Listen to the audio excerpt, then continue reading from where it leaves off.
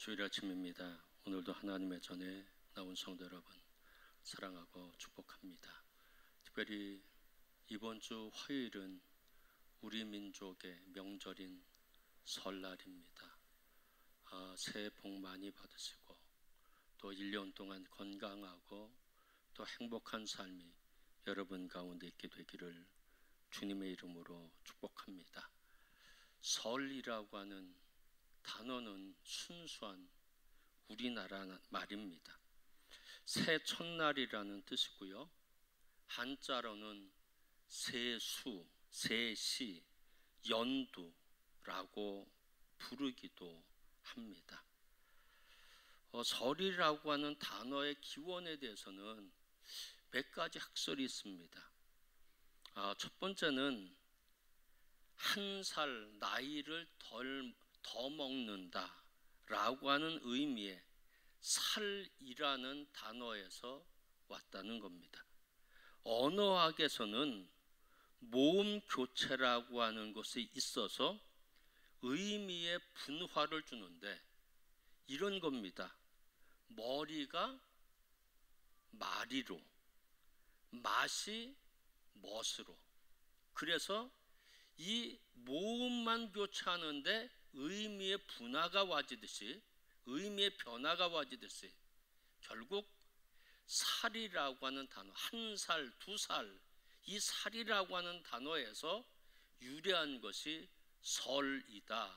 그런 뜻을 이야기하는 분이 있고요. 어떤 분은 서다에서 온 것이 설이다. 그런 겁니다. 그러니까 이 장이 서다 그런 뜻으로 뭔가 세운다는 의미입니다. 한 해를 내가 새롭게 세운다. 내가 이렇게 해서 한 해를 내가 살아나가겠다. 그렇게 결심하는 날, 그 서다에서 왔다라고 주장하는 분들도 있습니다. 어떤 분은 설이라고 한 단어는 설다에서 왔다. 아직 설 익었다는 거죠. 그러니까 연초는 제대로 익지 않은 처음 시작하는 날이기 때문에 아직은 익숙하지 않다. 그런 뜻을 갖고 있습니다. 그런데 저는 네 번째 의견이 맞는 것 같아요. 설이라고 하는 것은 뭐냐? 설다에서 왔다는 겁니다. 서에다가 리을 비읍, 설다. 이 설다는 뜻은 슬프다라고 하는 의미입니다. 뭐가 슬프냐? 한 살 더 먹는 것이 슬프다. 제 나이쯤 되면 아마 아실 겁니다. 한 살 더 먹는 것이 슬프다. 그래서 설다에서 왔다. 그런 의견들이, 주장들이 있습니다. 하여튼 설 명절은요, 가족이 함께하는 명절이고요. 또 부모님 찾아뵙고 우리가 절하면서 공경하고 그리고 가족의 우애를 다지는 그런 명절이 바로 이렇게 설 명절입니다. 바라기는 이번 설날을 통해서 가족이 더 가까워지고 화목해지고 행복해지는 가정이 되시기를 주님의 이름으로 축복합니다. 한 회사원이 있는데요. 이분은 괜찮은 회사에 취업을 해서 다니고 있었습니다. 늘 성실했고요. 또 능력도 인정을 받아서 승승장구를 했습니다. 그래서 젊어서 임원으로 승진이 됐습니다. 너무너무 잘 나갔는데 한 해 회사가 기우뚱하고 경영이 악화되는 겁니다.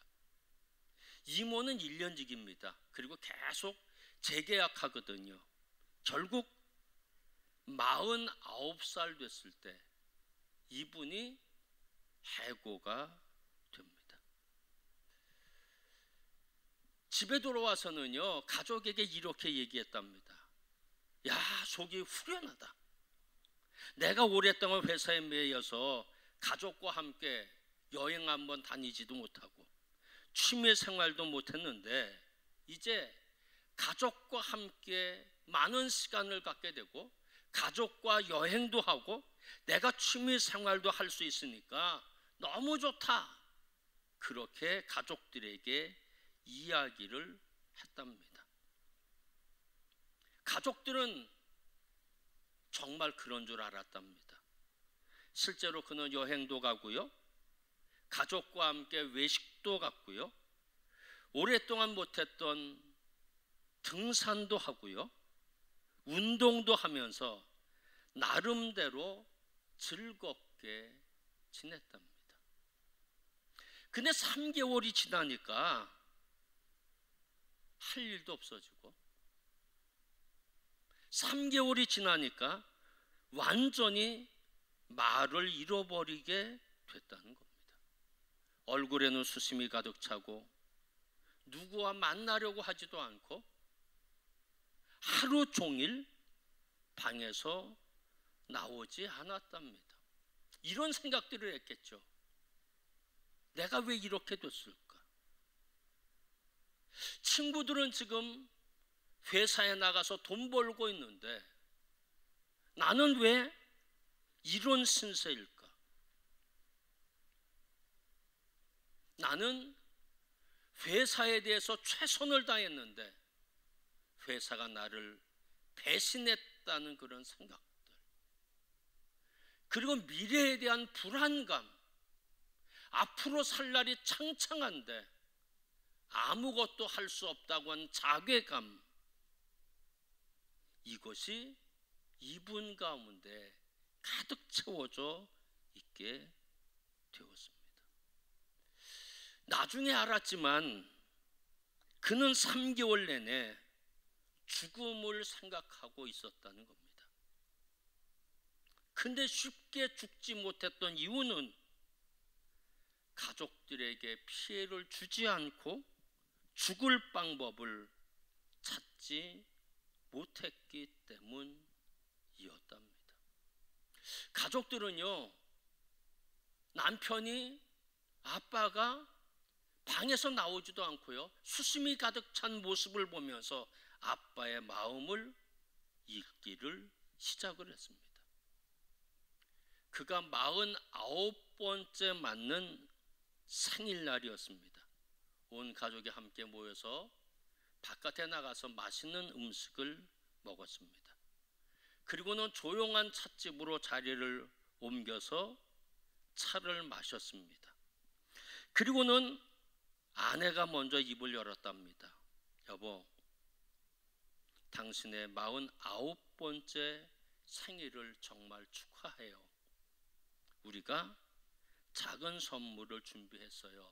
그러더니 봉투에서 몇 장의 종이를 꺼냈답니다. 그 종이에는 그동안 남편에게 고마웠던 일, 아내가 남편에게 너무너무 고마웠던 일 49가지가 적혀져 있었고요, 아내는 남편의 일에 일해서 너무 고맙다는 49가지를 하나씩 읽어가기 시작을 했는데 남편의 눈에서는 눈물이 흐르기 시작했답니다. 그 모든 것을 다 읽고는 아내가 남편에게 이야기했습니다. 당신은 내게 주신 하나님의 최고의 선물이에요 라고 얘기했답니다. 곧 이어서 대학생 딸이 일어나더니 아빠에게 너무너무 고마웠던 49가지의 일을 하나하나 읽어가면서 딸이 눈물을 흘리더라는 겁니다. 그리고는 아빠에게 이렇게 얘기했습니다. 아빠, 저는 저를 이만큼 키워주신 아빠가 너무 자랑스럽습니다 라고 얘기를 했습니다. 계속해서 고등학생 아들이 일어나더니 아빠에게 고마웠던 49가지 일을 하나하나 읽어 내려갔습니다. 그리고는 마지막에 이렇게 얘기했답니다. 아빠는 우리 가정의 보석 같은 분이에요. 감사합니다. 사랑합니다. 라고 이야기를 했답니다. 그때 그 아빠는 참지 못하고 펑펑 울게 되고요. 아, 가족이 나를 이렇게 생각하고 있구나. 가족이 나에게 이만큼 고마워하는구나. 그런 마음을 다시 갖게 되고요. 다른 사람과 비교하면서 초라한 마음을 갖고 있었지만 다시 마음을 잡고 일어서고 아직 소중한 가족이 나에게 있음을 깨닫고 더 이상 나는 무너지지 않고 일어서리라, 이런 결심을 했답니다. 결국 그는 다시 자신의 자리를 찾았고요. 작은 행복의 조건에도 감사하고 가족과 함께 지금 행복하게 살고 있답니다. 가족은요, 그분이 갖고 있는 직업 때문에 사랑하지 않습니다.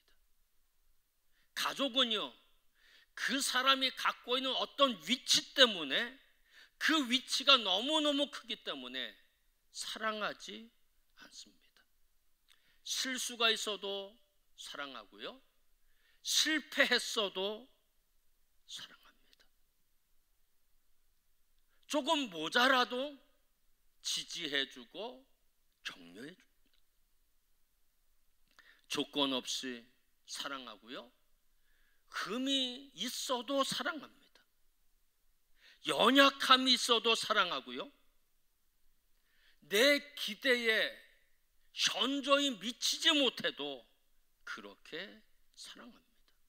왜냐하면 가족이기 때문입니다. 이것이 가족의 모습이거든요.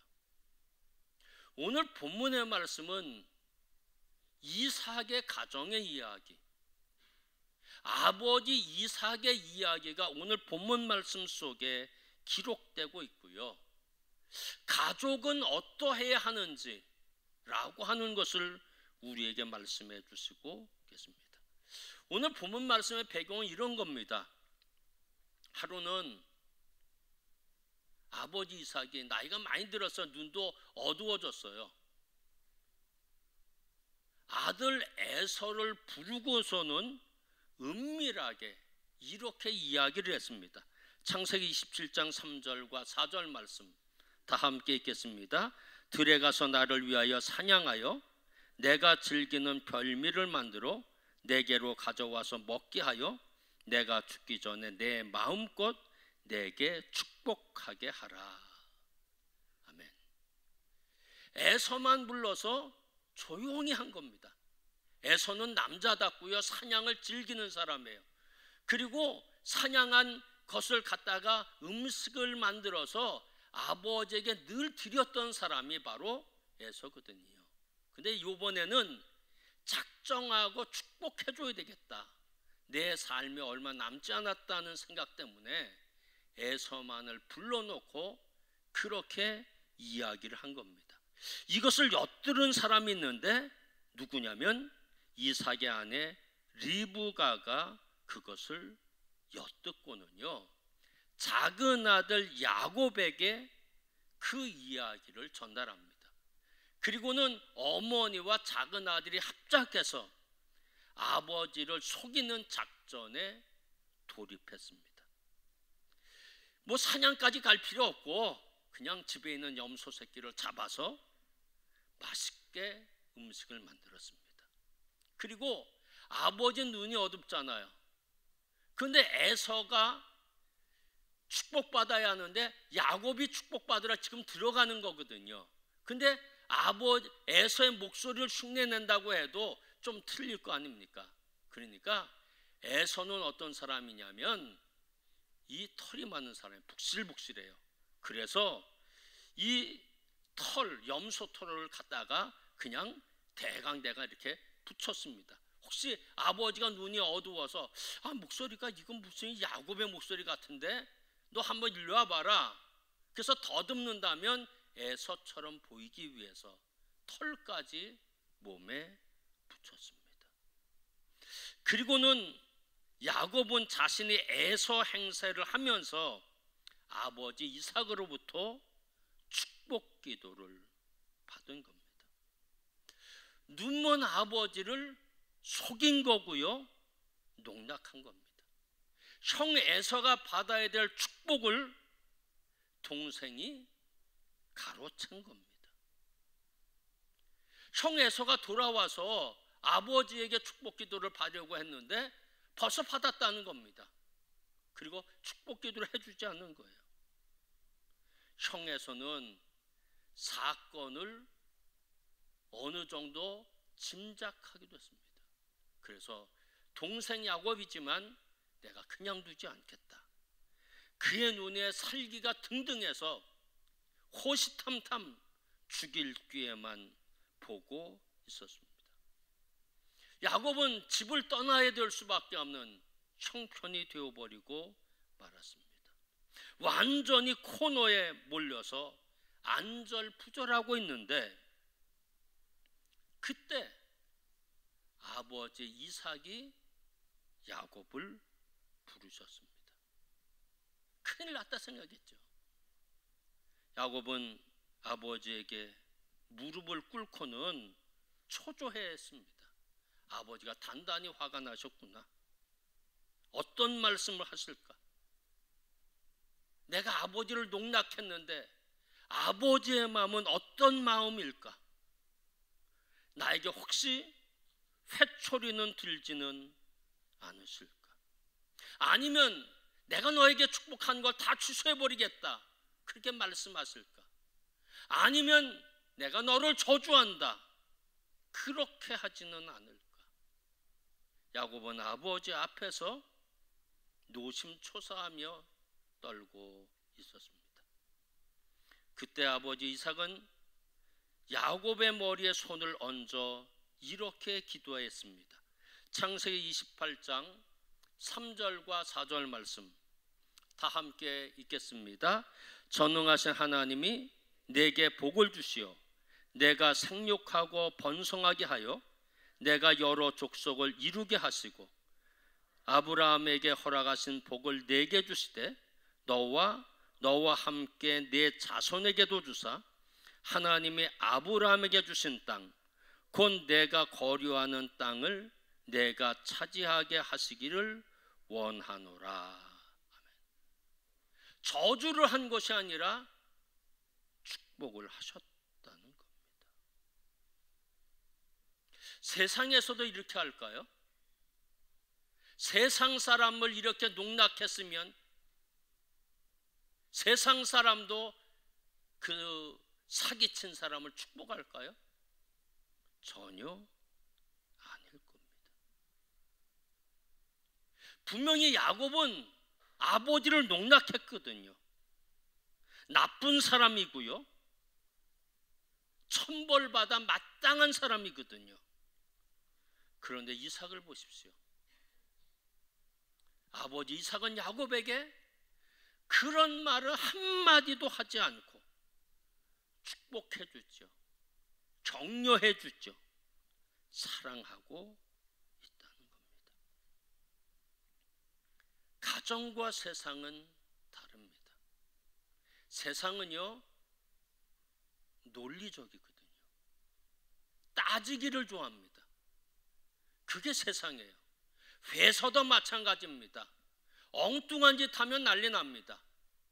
이성적으로, 합리적으로, 논리적으로 잘하면 칭찬받아요. 그러나 그곳에서 떠나면 호되게 어려움을 당하게 되고요, 잘못하면 쫓겨날 수도 있습니다. 그것이 세상이고 회사라는 겁니다. 그런데 오늘 이삭은 야곱에게 세상적으로 대하지 않았다는 겁니다. 다시 말하면 이성적으로 논리적으로 그를 대하지 않았다는 겁니다. 논리적으로 따진다고 하면 비난해야죠, 비판해야죠, 정죄해야죠. 그런데 이삭은 논리적으로 따지지 않고 사랑으로 축복했고요, 사랑으로 지지했고요, 사랑으로 격려해줬고요, 사랑으로 감쌌다는 겁니다. 이것이 믿음의 가정에서의 모습이고요, 하나님이 창조해 주신 가정들에게 있어서의 모습이 바로 이런 모습입니다. 명절 때만 되면 요즘에 등장하는 이야기들이 있습니다. 왜 시댁부터 가야 돼요? 그럼 왜 친정부터 가? 이거거든요. 논리적으로. 왜 시댁부터 가야 되나요? 왜 친정부터 가야 되나요?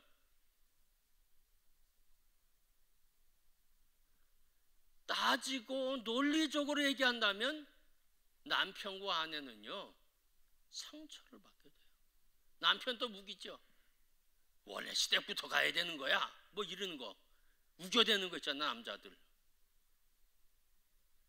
그러면 아내가 상처받고요, 또 아내는 끝끝내 우겨서 결국 친정부터 갑니다. 남편도 쫓아가죠. 근데 거기서 뭐 하고 있겠어요? 그냥 입술이 부르틀어서 이렇게 나와서 있겠죠. 가정은 논리적이어서는 안 된다는 겁니다. 논리적이어서는 안 된다. 언제나 사랑으로 감싸는 것. 친정부터 가면 어땠고요? 시댁부터 가면 어때요? 남편이 그렇게 얘기하세요. 여보, 어디 먼저 가야 되나? 두 군데 중에 먼저 가야 될 텐데. 아유, 요번엔 친정부터 가죠. 그러면 그냥 가면 돼요. 따라가면 돼요. 그걸 갖고 따질 필요 없어요. 따지면 상처가 돼요. 그렇다고 시댁은 안 가나요? 시댁도 가요. 그러니까 조금 늦게 가면 어떻고 조금 빨리 가면 어때요? 그거 갖고 따질 이유가 없다는 겁니다. 왜? 가족은 논리적으로 대해서는 결코 안 되기 때문입니다. 그것이 잘못하면 싸움으로 비화될 수 있다는 겁니다. 뭐 음식 만드는 것, 설거지하는 것도 요것도 당신 요구하고 당신 요구하고 당신 요구하고 이거 안 하면 나 못하겠다, 이러면 이것도 동기들 가운데 서로 상처가 된다는 겁니다. 다 똑같이 일하면 되는 거거든요. 그런데 그것 갖고 조금 누가 빠졌어도 논리적으로 따지지 마십시오. 비난하지 마십시오. 비판하지 마십시오. 왜? 가족의 공동체는 언제나 사랑의 공동체. 이삭이 야곱을 대하듯이 사랑으로 대하는 것, 그것이 바로 가족의 모습이라는 겁니다. 사랑하는 성도 여러분, 우리가 설날 명절을 맞이하게 되는 거예요. 가정이 직장처럼 돼서는 안 된다. 가정은 가정이거든요. 가족이 논리적으로 되어서는 안 되고요, 사랑으로 언제나 감싸줘야 하는 것, 그것이 바로 가족이라고 하는 겁니다. 우리가 또 명절 맞이하게 되고요, 가족들 함께 모일 거고요, 형제자매들 함께 모이게 될 겁니다. 그때 꼭 사랑으로 꼭 기억하시고, 좀 내 눈에 마음에 안 드는 부분들이 비춰질 때도 있어요. 그때도 사랑으로 이삭과 같은 마음을 갖고, 이것이 하나님 주신 마음인데 하나님 그 마음을 갖고 내가 명절을 보내겠습니다, 이런 마음의 자세가 우리에게 필요하면 또 사랑으로 대할 것이고요. 그러면 1년이 행복해지게 될 겁니다. 논리적으로 따지면 1년이 행복해지지 않습니다. 상처를 받으면 행복해지지 않습니다. 사랑이 있으면 언제나 행복해집니다. 2019년 이제 새 벽두입니다. 여러분의 가정에 행복함이 있고요. 언제나 사랑으로 서로를 감싸주고 지지해주는 아름다운 믿음의 가정들이 다 되시기를 주님의 이름으로 축복합니다. 기도하겠습니다.